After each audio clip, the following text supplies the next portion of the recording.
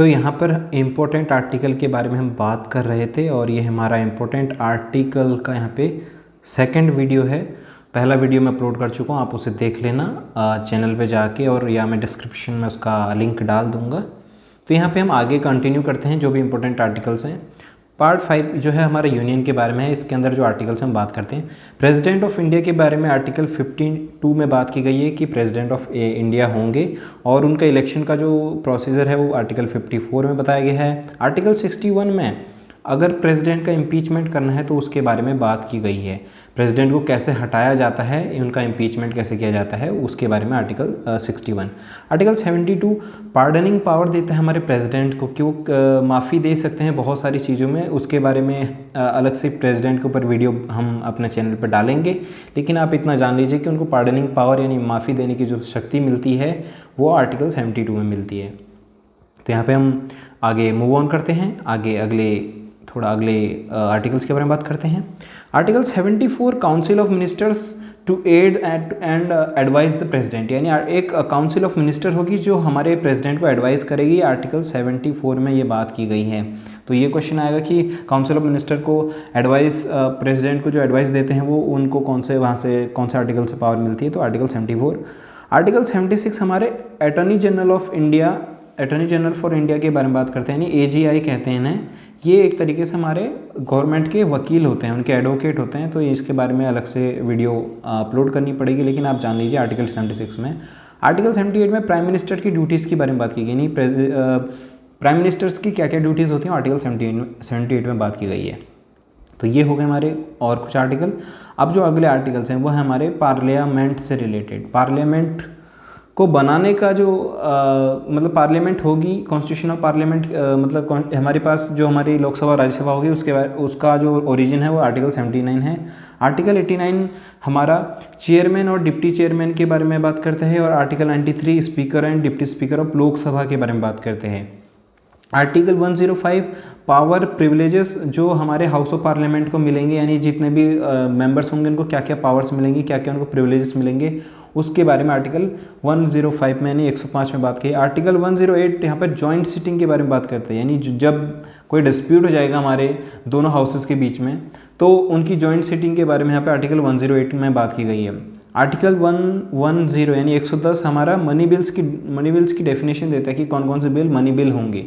और आर्टिकल 112 हमारा annual financial statement होता है, यानी जिसे हम बजट के नाम से जानते हैं कि जो हर साल जो बजट निकलता है ना वो इसी आर्टिकल के थ्रू, इसी आर्टिकल में उसके बारे में बात की गई है कि हमारा एक एनुअल फाइनेंस स्टेटमेंट होगा। आर्टिकल 114 यानी 114 हमारा एप्रोप्रिएशन बिल्स के बारे में बात करता है। और आर्टिकल 123 यानी 123 आर्टिकल हमारे प्रेसिडेंट को पावर देता है कि वो ऑर्डिनेंसेस इशू कर सकें जबकि पार्लियामेंट अपने काम में ना हो, मतलब जब पार्लियामेंट बंद चल रही हो, पार्लियामेंट के सेशंस बंद हो, तब उस टाइम पे हमारे प्रेसिडेंट ऑर्डिनेंसेस निकाल सकते हैं। ये अलग से हम आपको किसी वीडियो में बताएंगे कि क्या होता है इनका मतलब। अब उसके बाद कुछ आर्टिकल्स हमारे यूनियन से रिलेटेड हैं, वो है हमारे सुप्रीम कोर्ट से रिलेटेड। हमारा सुप्रीम कोर्ट के बारे में कुछ आर्टिकल्स हैं वो मैं यहाँ पर आपको बता देता हूँ। पहले हम ये ऊपर के 2 आर्टिकल्स देख लेते हैं। आर्टिकल 124 हमारा सुप्रीम कोर्ट के इस्टेब्लिशमेंट के बारे में बात करता है। 130 बताता है कि हमारे सुप्रीम कोर्ट की सीट कहाँ पे होगी। तो ये पावर हमारे CJI को होती है, यानी चीफ जस्टिस ऑफ इंडिया को होती है कि वो डिसाइड कर सकते हैं कि हमारे सुप्रीम कोर्ट की सीट कहाँ पे होगी। फिलहाल तो ये दिल्ली में है, वो कहीं भी इसको चेंज कर सकते हैं चाहे तो। ये आर्टिकल 130 उनको पावर देता है।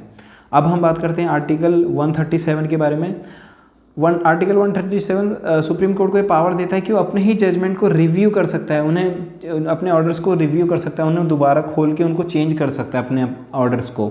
आर्टिकल 141 हमारे सुप्रीम कोर्ट को ये पावर देती है कि वो जो भी डिसीजन लेगा वो बाकी जितने भी हमारे सुप्रीम कोर्ट होंगे, डिस्ट्रिक्ट कोर्ट होंगे, सबऑर्डिनेट कोर्ट्स होंगे, वो सबको मानना पड़ेगा, वो सब पे बाइंडिंग होगा।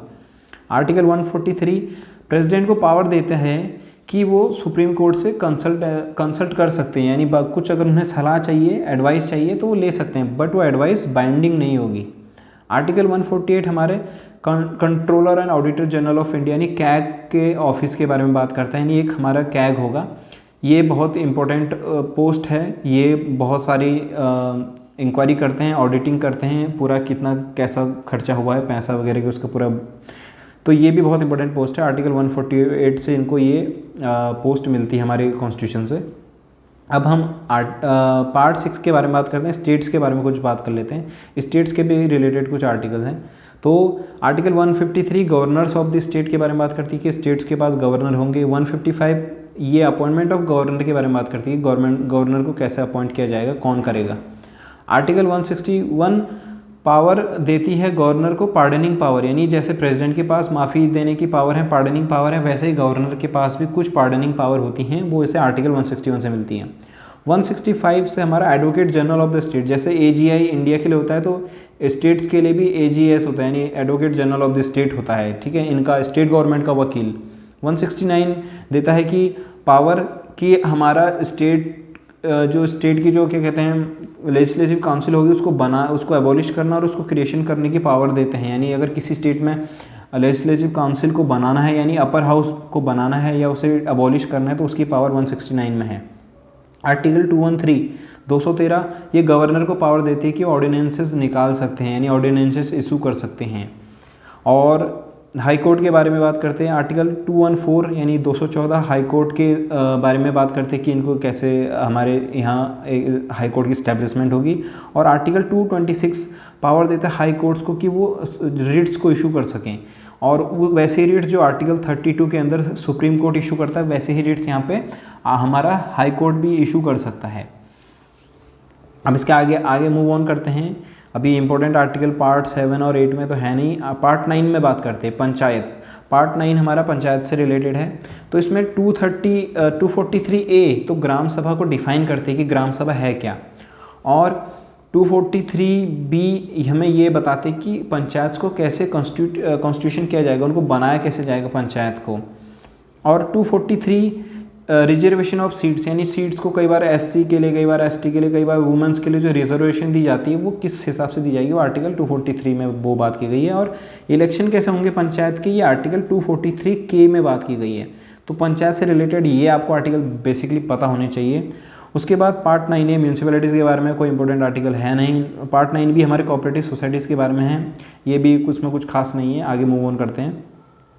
शेड्यूल्ड एंड ट्राइबल एरियाज़ जो हमारा पार्ट 10 है, इसमें एक आर्टिकल है 244, ये बहुत इंपॉर्टेंट है। ये administration of scheduled area and tribal areas का कैसे होगा, यानी हमारे जो शेड्यूल्ड एरियाज़ और ST और शेड्यूल्ड एरियाज़ हैं वहाँ पर एडमिनिस्ट्रेशन कैसे चलेगा। जैसे आपने कॉन्स्टिट्यूशन के शेड्यूल 5 और शेड्यूल 6 के बारे में सुना होगा, तो वो इससे ही ओरिजिनेटेड हैं। आर्टिकल 244 में उनके बारे में बात की गई है। तो ये आप ध्यान रखिएगा कि शेड्यूल एरियाज़ में कैसे एडमिनिस्ट्रेशन चलेगा, वो आर्टिकल 244 में उसके बारे में बात की गई है।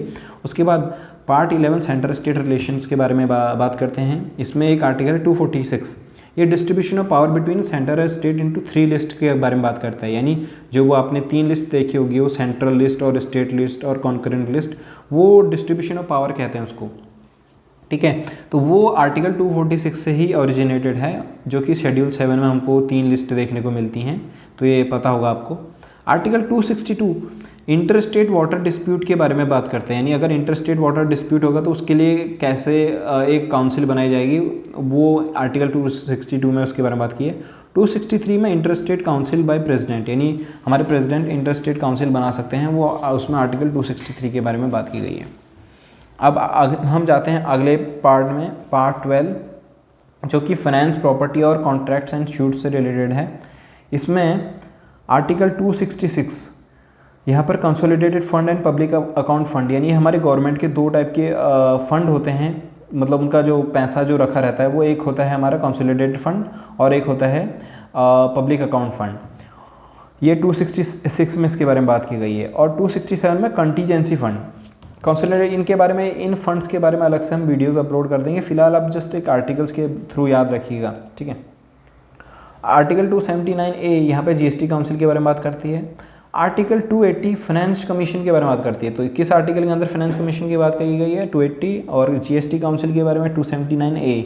और ये राइट टू प्रॉपर्टी, जो पहले एक फंडामेंटल राइट हुआ करती थी, बट इसको 42 अमेंडमेंट एक्ट से चेंज करके एक नॉर्मल लीगल राइट बना दिया, जो आर्टिकल 300A में अब है, राइट टू प्रॉपर्टी। ये भी आपको पता होना चाहिए। अब इसके बाद कुछ और इम्पोर्टेंट आर्टिकल्स हैं, मैं उनको नेक्स्ट पार्ट में ऐड करूँगा, 3rd पार्ट में, वो आप ज़रूर देख लेना इसके बाद। तब तक के लिए आप इनको रिवाइज़ करिए। और इसके जो लिंक मैंने डिस्क्रिप्शन में दे रखी है टेलीग्राम चैनल के, वहाँ पर आपको इसके नोट्स मिल जाएंगे, वहाँ से आप इनको नोट्स को डाउनलोड कर लेना। जैसा आपको यहाँ पे स्क्रीन में दिख रहा है, यही नोट्स आपको वहाँ पे अवेलेबल हो जाएंगे।